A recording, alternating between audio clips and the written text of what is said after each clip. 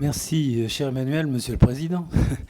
Et merci pour cette invitation. J'ai vraiment suivi avec beaucoup de plaisir. L'intitulé n'a pas changé, La force formatrice de l'esprit et le dépassement de la finitude chez Cassirer, un premier jalon vers la métaphysique des formes symboliques. J'ai voulu un peu réfléchir sur cette question, mais en y arrivant, en reprenant les fils, si vous voulez, les plus importants de la philosophie de Cassirer. À l'occasion de sa confrontation avec Heidegger à Davos, Cassirer rappelait en 29 que c'est précisément le dépassement de la finitude qui permet de définir l'homme, dont l'essence réside non pas dans ce qui l'enracine dans son environnement existentiel, mais dans sa liberté, c'est-à-dire dans ce qu'il a à être en tant que, et ça je le disais dans mon résumé, en tant que législateur, c'est une formule de Kant, législateur absolument a priori en vue de sa propre existence. Or, c'est avant tout la fonction symbolique qui permet à l'esprit de s'arracher au jeu des forces vitales pour entrer dans le monde de la culture et surmonter le dualisme métaphysique du sensible et de l'intelligible, rendant ainsi accessibles diverses formes de dépassement. Pour caractériser la fonction symbolique, Cassirer reprend à Kant, en la formulant, la notion de force formatrice de l'esprit, entre guillemets, qu'il qualifie aussi comme Energeia en usant d'un terme de Humboldt, de Wilhelm von Humboldt. C'est elle qui permet à l'homme de transcender l'espace pragmatique, ça a été dit ce matin, de la vie quotidienne, à travers les différentes formes symboliques. En outre, c'est notre appartenance à l'humanité tout entière par le truchement de la fonction symbolique qui nous ouvre le champ illimité de la culture. Je dirais plutôt illimité qu'infini, en fait. J'ai réfléchi quand même 17 ans sur l'infini, c'était ma thèse d'État, et ça serait plutôt l'illimité, en quelque sorte.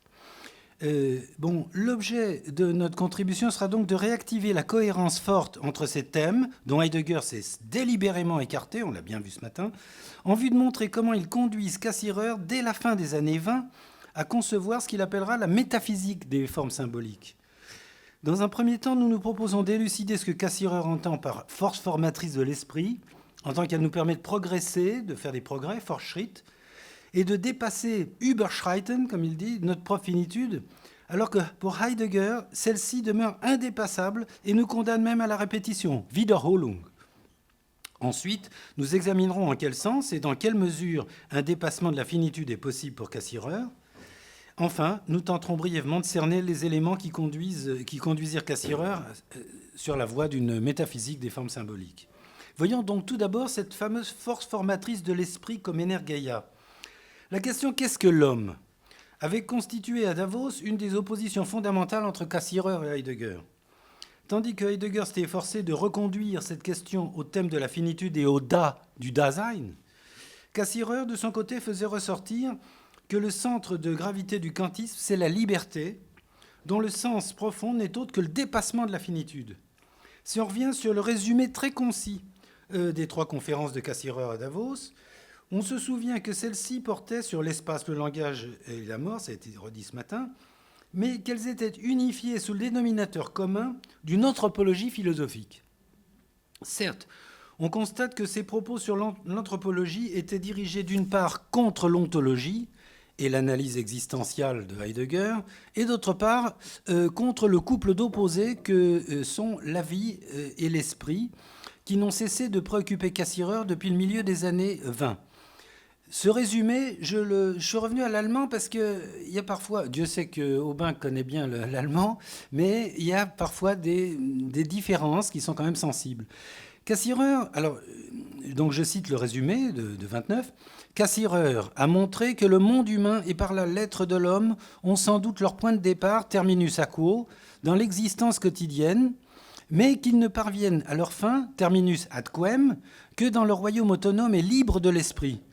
Ce royaume de l'esprit, Reich des Geistes, se constitue dans le dépassement de l'environnement pragmatique, dans le passage du prendre au comprendre, dans la diversité des formes symboliques, et il se constitue comme le monde de l'organisation et de la construction formatrice.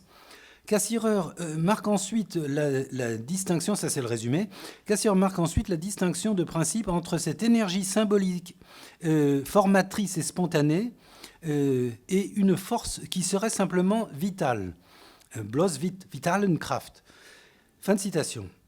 Ici, le symbolique permet de surmonter le vital et Cassirer de préciser que c'est le langage qui permet de transcender, Transcendierung, il dit, les actions en représentation, et donc de sortir de son environnement pragmatique.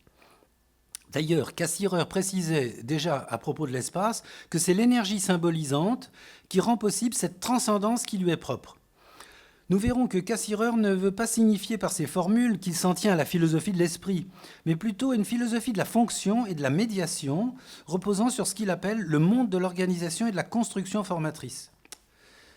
En fait, il s'agit de ce qu'il appelait depuis le tome 1 de la philosophie des formes symboliques, la bildende Kraft. Je cite ce tome 1, toutes les grandes fonctions spirituelles partagent avec la connaissance la propriété fondamentale d'être habitées par une force originairement formatrice et non pas simplement reproductrice. Non pas Nachbildende Kraft, mais justement ursprünglich bildende Kraft. Cette expression qu'emploie Cassirer provient directement de la critique de la faculté de juger de Kant. C'est ça qui est curieux quand même. Kant qu'il avait lui-même emprunté au naturaliste allemand Johann Friedrich Blumenbach. Or, pour Kant et Blumenbach, le concept de force formatrice était seulement destiné à caractériser la spécificité du vivant, c'est-à-dire des êtres organisés. Je cite bien sûr Kant, la critique de la faculté de juger, le fameux paragraphe 65. Toutes les grandes fonctions spirituelles, un être organisé n'est donc pas simplement une machine, étant donné que la machine a exclusivement la force formatrice, Bewegende Kraft, mais il possède en soi une force formatrice, Bildende Kraft, qui se propage et qui ne peut être expliquée uniquement par le pouvoir moteur, par le mécanisme. Fin de citation. Or, Kant voulait seulement rappeler que la fabrication des machines ne peut constituer le modèle qui permet de comprendre les êtres organisés. La nature n'est donc pas un analogone de l'art. La nature ne produit pas comme la technique. Donc, si on veut que la force formatrice... si on veut dire que la force formatrice est un analogone de la vie, on ne fait qu'avouer notre ignorance. Il reconnaît d'ailleurs, Kant, que cette auto-organisation du vivant n'a rien d'analogue à ce que nous connaissons, et Kant formule ainsi le principe du jugement que nous portons sur les êtres organisés. Encore Kant, toujours le même passage, paragraphe 65. Ce principe, qui constitue en même temps la définition des êtres organisés, est le suivant, : et Kant met en italique, si je puis dire, un produit organisé de la nature est celui dans lequel tout est fin et réciproquement aussi moyen. Il n'y a rien en lui qui soit là pour rien, sans fin, ou qui se doive attribuer à un mécanisme naturel aveugle de la nature. Fin de citation.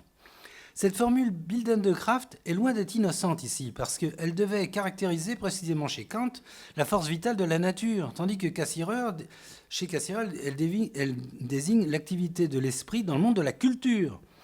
Ainsi, pour Cassirer, le concept de force formatrice doit désormais ouvrir une nouvelle perspective d'ensemble qui prend le langage et la fonction symbolique comme matrice générale d'une philosophie de la culture et des Geisteswissenschaften.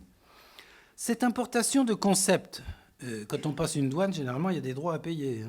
Cette importation de concepts du domaine de la nature dans celui de la culture nécessite des précisions. En effet, l'allemand Kraft signifie force, mais aussi bien la faculté ou même parfois un peu la fonction. Comme la formule Bildende Kraft s'applique éminemment selon Cassirer à la fonction symbolique et aussi à toute opération de l'entendement, en tant qu'il structure, qu'il met en forme la Gestaltung des données de la sensibilité, elle peut aussi légitimement s'appliquer à une philosophie de la culture, en soulignant que cette force de l'esprit est une force originairement formatrice et nullement reproductrice. Cassirer entend clairement s'opposer radicalement à l'empirisme ambiant et surtout au phénoménisme de Mach. Ce sont au contraire les différentes fonctions de l'esprit qui produisent leur propre configuration symbolique, les Gestaltungen, et qui permettent à l'esprit de se manifester ou de se révéler à soi-même, Selbstoffenbarung. En effet, dans sa dernière période, Cassirer opère un retour à une sorte de socratisme, comme il l'écrit au début de l'essai sur l'homme. Je cite, « Il semble universellement reconnu que la connaissance de soi est le but le plus élevé de la recherche philosophique. » Fin de citation. Toutefois, ce socratisme de Cassirer diffère fortement de celui de Socrate, du Socrate de Platon, en ce que cette connaissance de soi par soi doit passer par la médiation de l'œuvre, comme l'enseignait Goethe à ce propos. C'est-à-dire ce que Cassirer rappelait dans les écrits destinés au tome 4 de la philosophie des formes symboliques, en considérant aussi que la connaissance de soi fait appel au souci de vérité et qui ne trouve son accomplissement que dans l'œuvre. Werk. Je cite donc le tome 4 des formes symboliques, qui n'a jamais vu le jour. Socrate part de l'injonction de l'oracle de Delphes, Gnotis Eoton, Phèdre 230a, mais comme Goethe l'a bien vu, il prenait cette formule en un sens tout à fait différent. Il ne fait pas appel à la connaissance de soi au sens d'une pure intuition intérieure, monadique, ou introspection, à une intuition de l'ego dans l'acte pur du cogito. Au contraire, il voulait signifier quelque chose d'entièrement nouveau et d'unique à ses yeux. Cette injonction signifie à présent, c'est toujours Cassirer qui parle, au nom de Goethe, « Connais ta propre œuvre, erkenne dein Werk, et connais-toi toi-même à travers ton œuvre, in deinem Werk. Sache ce que tu fais, was du tust, de façon à pouvoir faire ce que tu sais. Donne forme à ce que tu fais, gestalte dein Tun. » Fin de citation. Cependant, si l'œuvre est ce par quoi l'ego se médiatise et parvient à s'élever peu à peu à la connaissance de soi, c'est bien qu'en amont de l'œuvre, il doit y avoir une fonction qui assure la mise en forme et la configuration active de celle-ci. Ainsi, Cassirer rejoint expressément la pensée de Humboldt qui avait déjà montré que le langage est non pas un acte ou une œuvre, ergon, mais une activité, energeia, c'est l'exercice universel de la fonction symbolique selon des lois déterminées. Cassirer insistera dans tous ses écrits jusqu'à la fin de sa vie sur ce point qui caractérise la notion de force formatrice comme energeia. Enfin, Humboldt considérait lui-même qu'il ne faisait que suivre la philosophie de Kant, mais en l'appliquant à l'étude du langage, où il apparaît manifestement que la réunion du divers est à chaque fois, je cite, Cassirer citant Humboldt, un acte de la spontanéité, de la faculté de représentation accomplie par le sujet lui-même. C'est-à-dire une citation de Humboldt, mais qui fait allusion au paragraphe 15 de la déduction transcendantale de Kant. Toutefois, la table des catégories, c'est-à-dire le système des fonctions liantes de notre entendement, était considéré par Kant comme immuable, tandis que Cassirer reconnaissait au contraire que la force formatrice de notre esprit, qui assure une fonction transcendantale, ça a été rappelé ce matin, elle est en constante évolution dans l'histoire et produit de nouvelles catégories. Je cite, le Erkenntnisproblem, il dit la même chose dans son livre sur la relativité. Si chez Kant, les catégories en tant que concept souche, Stammbegriffe, de l'entendement, peuvent lui sembler achevées quant à leur nombre et à leur contenu, le perfectionnement moderne de la logique idéaliste et critique a fait toute la lumière sur ce point, c'est-à-dire le néo-kantisme. Les formes du jugement ne signifient que les motifs unitaires et vivants de la pensée, qui passent par toute la diversité de ces figures particulières et créent et formulent toujours de nouvelles catégories. Fin de citation. Ainsi comprend-on que c'est précisément la force formatrice ou l'activité formatrice qui condamne l'homme à se dépasser constamment, car même s'il devait y avoir répétition, ce ne serait pas pour autant la répétition du même. Voyons le deuxième moment, le dépassement de la finitude comme processus illimité de libération. C'est au cours de son Auseinandersetzung, sa confrontation avec Heidegger, que Cassirer a précisé en quel sens et dans quelle mesure il envisage le dépassement de la finitude. De son côté, Heidegger résume ainsi la tâche essentielle de la philosophie de la culture de Cassirer. Je cite là Heidegger. Il s'agit, en 29, il s'agit d'abord pour Cassirer de mettre au jour les différentes modalités de l'activité formatrice. Attention, l'allemand ne dit pas modalité, c'est la traduction d'Aubinck. Les différentes formes de l'activité créatrice, Formen der Gestaltung. Et ensuite, en considération de ces diverses activités formatrices, de déployer après coup une certaine dimension des forces formatrices elles-mêmes. Fin de citation. Ce qui est assez juste, en fait.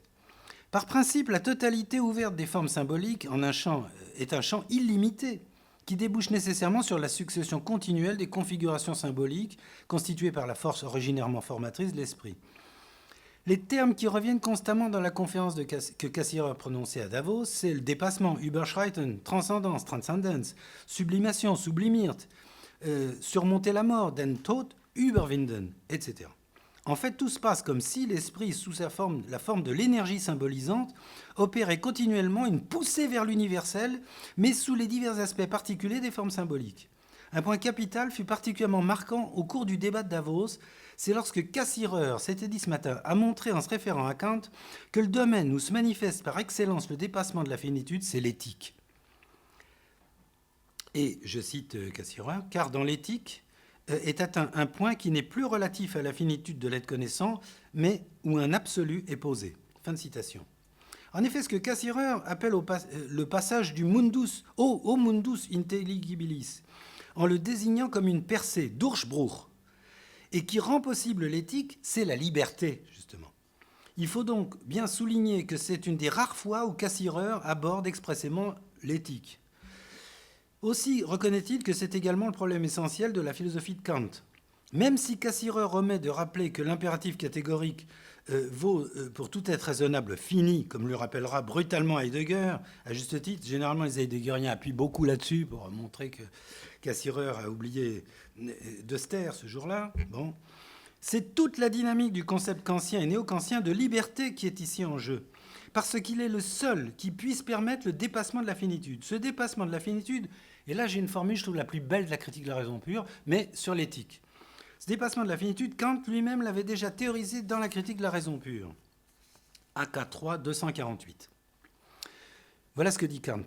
C'est très court, ça fait 4 lignes. Quel que soit le degré le plus élevé auquel l'humanité doit s'arrêter, et corrélativement quelle ampleur doit avoir la distance infranchissable qui demeure nécessairement entre l'idée et sa mise en œuvre.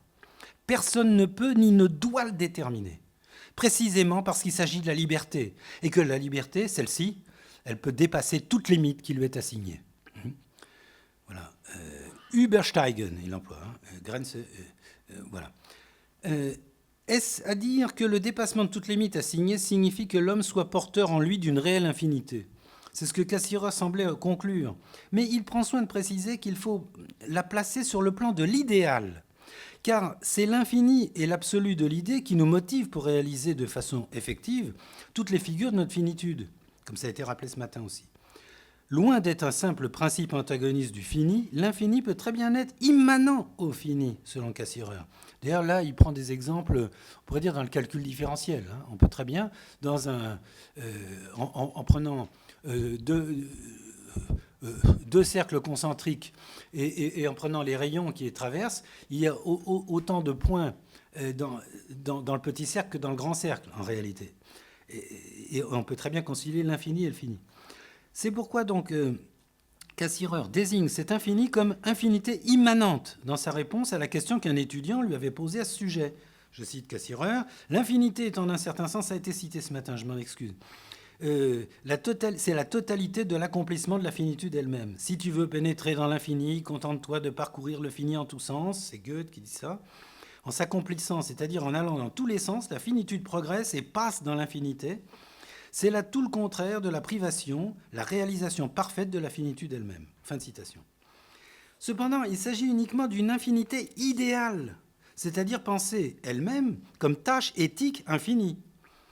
Toutefois, jamais Cassirer n'a prétendu pour autant que l'homme pourrait par lui-même atteindre l'infinité, car il nous met en garde contre cette interprétation totalement erronée.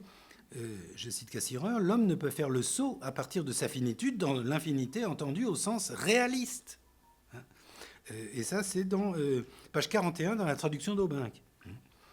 De son côté, Heidegger avait expressément admis que la question du dépassement de la finitude est un problème tout à fait central. Du reste, il reconnaît même que la loi morale va au-delà de la sensibilité. Et donc, il y a bien un mouvement de transcendance, mais, je cite Heidegger, même le passage à un niveau plus haut demeure à l'intérieur de la finitude. Cette transcendance elle-même reste encore à l'intérieur du monde créé et de la finitude. En ce sens, Heidegger considère que la finitude reste indépassable, tout en admettant qu'à l'intérieur de celle-ci, des dépassements subalternes, c'est moi qui ai employé cette expression qui vaut ce qu'elle vaut, bon, des petits dépassements subalternes sont possibles et même réalisables. S'il est impossible que Heidegger souscrive à la position de Cassirer, c'est avant tout parce qu'il écarte de sa propre pensée toute forme d'idéalisme, qu'il soit critique ou même transcendantal. En adoptant une posture plutôt favorable à l'infinitisme, Cassirer voulait surtout signifier que les diverses formes de dépassement de la finitude sont illimitées, en ce sens qu'elles évoluent au sein d'un processus toujours ouvert, ça avait été aussi rappelé ce matin, contrairement à ce que l'on peut se figurer comme une clôture indépassable. Pour Cassirer, Heidegger, en thématisant la finitude comme le propre de l'être pour la mort, faisant face à la dureté de son destin, l'enfermait définitivement dans une perspective unique, soumise et figée sans issue. S'il me reste quelques minutes, ma troisième dernière partie est extrêmement brève. Que peut vouloir signifier le terme métaphysique dans l'expression métaphysique des formes symboliques ? Cette question fait toujours l'objet d'un débat entre spécialistes, attendu que Cassirer semblait avoir souvent présenté une conception plutôt négative de la métaphysique, que ce soit dans la critique du concept de substance ou des excès spéculatifs de la métaphysique classique, dénoncés par la critique kantienne d'ailleurs, ou plus récemment encore à l'encontre de ce qu'il désignait globalement par l'expression de Lebensphilosophie, dont l'ontologie de Heidegger n'était guère éloignée à ses yeux, selon lui. Sans entrer dans des controverses actuelles concernant la reprise par Heidegger d'une conception positive de la métaphysique à l'occasion de la rédaction du tome 4 des formes symboliques, nous tenons à rester toujours prudents et réservés à l'égard des manuscrits inachevés qui n'ont été ni relus ni publiés par leur auteur. Cela ne nous interdit pas d'avancer une conjecture. Je vais vous donner ma conjecture, elle vaut ce qu'elle vaut, et elle est totalement critiquable. C'est pour essayer de comprendre simplement que je fais cette conjecture. Voilà. Et aussi, rappelons que Cassirer était très favorable à ce qu'on peut appeler la philosophie de l'esprit objectif chez Hegel, et là, et à certains aspects du Geist hegelien qu'il a repris dans sa philosophie de la culture. On sait grâce à la prise de notes anonyme lors du colloque de Davos que Cassirer présentait à la fin de la première conférence un important développement sur esprit et vie dans la philosophie de Max Scheler. Juste un mot. J'ai pas le temps de m'étendre là-dessus. Un mot, il y a une note d'Aubin qui dit que ça n'a aucun rapport avec le débat. Par contre, l'allemand dit, au contraire, il dit que c'est une discussion particulière sur Max Scheler. Or, c'est en plein cœur du débat, puisque c'est au moment où Heidegger et Cassirer s'empoignaient à propos de la question de la Lebensphilosophie. Et justement, il y a la Lebensphilosophie de Scheler que connaissait très bien Cassirer. En réalité, cette conférence était l'occasion pour Cassirer de montrer sa propre philosophie des formes symboliques, elle-même capable de dépasser l'opposition entre le Geist et Leben dans la philosophie de son époque. Cette opposition Geist-Leben figurait déjà explicitement dans la controverse de Davos, bon ça je viens de le dire. Or, c'est précisément le contenu de cette conférence donnée à Davos en 1929 que Cassirer publia en 1930 dans la revue Die Neue Rundschau, après l'avoir réécrite pour en faire un article. En outre, ce que Cassirer entendait par Lebensphilosophie, ce n'est pas du tout considéré à ses yeux comme un phénomène tout à fait nouveau, puisqu'il appliquait ce terme à des penseurs comme Schopenhauer, Kierkegaard, Nietzsche, Bergson, Dilthey, Simmel et Heidegger. Si l'on se penche sur la version la plus élaborée de 1930, on voit que par-delà toute polémique et toutes les subtilités techniques, Cassirer termine son propos en recentrant tout le débat sur le lieu véritable de la solution de cette opposition entre Geist et Leben, le langage. Certes, en un sens, le langage n'est pas qu'une forme symbolique, excusez-moi, mais c'est le médium transversal qui se retrouve en chacune d'elles et qui nous fait accéder au domaine illimité de la culture. Il est le lieu véritable de la transition de la vie à l'esprit. Cassirer insistait justement sur le sens dynamique du langage qui n'est pas une entité substantielle figée, mais une fonction dynamique vivante. C'est l'expression d'ailleurs de Cassirer, lebendige dynamische Funktion. C'est vraiment là que Cassirer pensait avoir dépassé véritablement l'opposition Geist-Leben, puisque le langage est vivant et que son usage relève du maniement, Handhabung, qui est l'œuvre de l'esprit.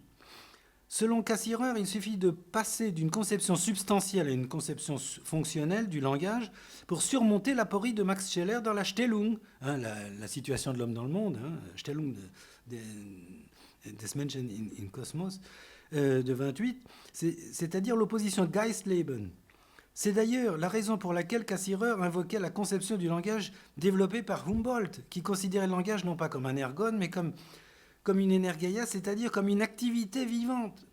Dès lors, le langage n'apparaît plus comme un système de règles rigides, de normes, d'interdits, qui s'opposerait en quelque sorte à la vie, mais c'est plutôt la force créatrice originaire, c'est une formule de Cassirer, qui imprime au monde toujours de nouvelles impulsions motrices.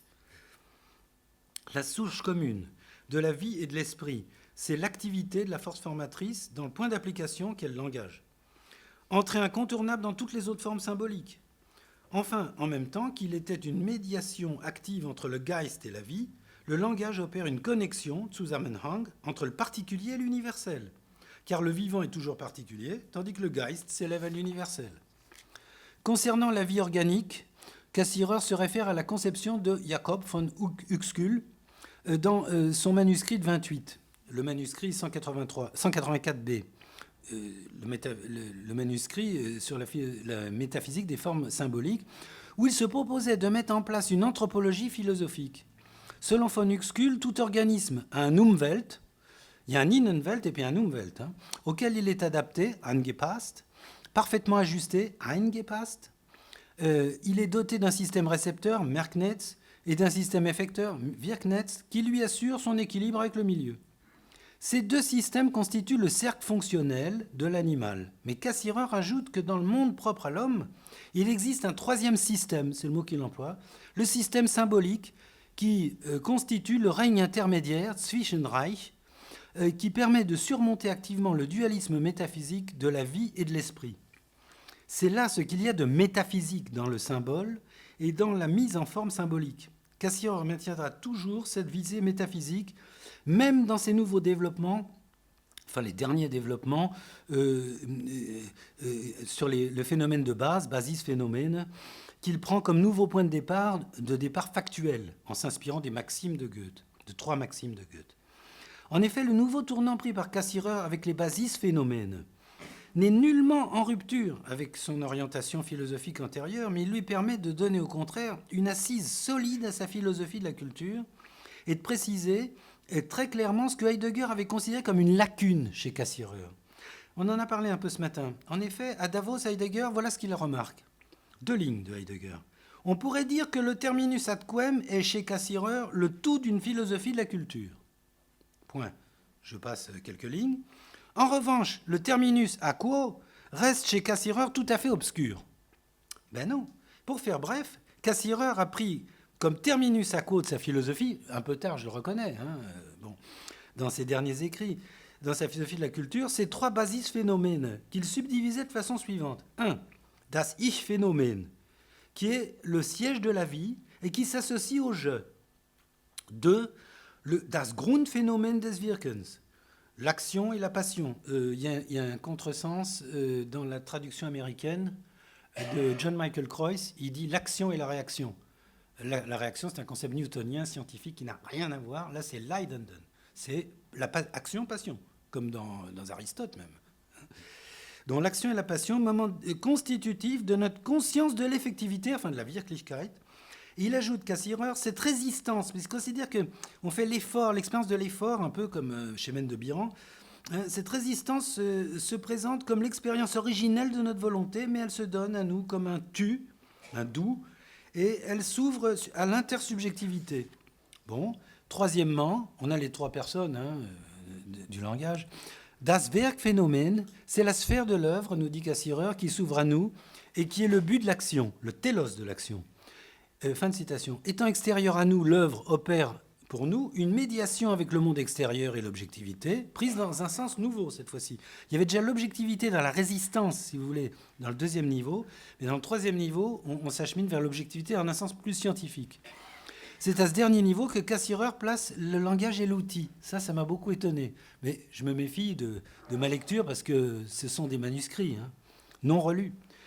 En définitive, cette métaphysique, je termine là-dessus, cette métaphysique des formes symboliques est une véritable tentative de la part de Cassirer pour nouer entre eux les fils invisibles qui relient les différents aspects de sa philosophie de la culture, mais il serait absurde d'y chercher un système métaphysique accompli.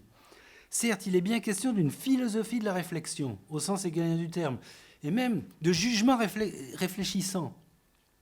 Vraiment, c'est une métaphysique de la réflexion. Bon, et surtout, il ne s'agit pas d'une forme symbolique spéciale. cette philosophie s'achemine vraiment vers une métaphysique. Parce que on sait bien que la philosophie ne peut pas être une forme symbolique puisqu'elle est au-dessus des formes symboliques. Donc voilà, donc elle s'achemine vraiment vers une métaphysique, mais à plusieurs niveaux. Tout d'abord, moi je vois 3 niveaux peut-être. Tout d'abord, la réflexion critique sur les formes symboliques tente de toutes les englober à partir d'un terminus aquo, anthropologique, commun et mieux défini, les basis phénomènes.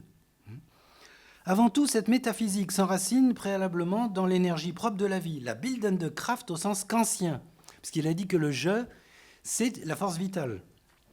Ensuite, l'activité formatrice de l'esprit, la bildende Kraft, au sens de Cassirer, ce sera le 2e niveau, détourne cette force vitale de son cours aveugle en lui indiquant la direction de son terminus ad quem. En outre, cette force formatrice de l'esprit ne serait rien sans le médium du langage et de la fonction symbolique, que requiert toute mise en forme du monde, toute Gestaltung du monde. Et enfin, l'homme ne serait pas lui-même s'il ne tentait tout au long de sa vie de se dépasser dans ses œuvres, tant sur le plan culturel, au sens large, au sens anthropologique, que sur celui de l'agir moral. Et malgré son tournant davantage phénoméniste, la métaphysique des formes symboliques de Cassirer reste toujours bien liée à l'idéalisme critique. Et je pense que cette métaphysique est encore mystérieuse aux yeux de Cassirer lui-même parce qu'il est incapable de nous expliquer ce que c'est que la force formatrice. Il la constate, il explique comment elle fonctionne, mais il ne sait pas ce que c'est. De même que Kant ne savait pas ce qu'était la vie. Il disait, c'est pas comme la machine, on peut employer cette expression-là si on veut, mais voilà. Donc il reste une partie de mystère. Quant au basis phénomène, il dit qu'il n'y a pas à discuter ça.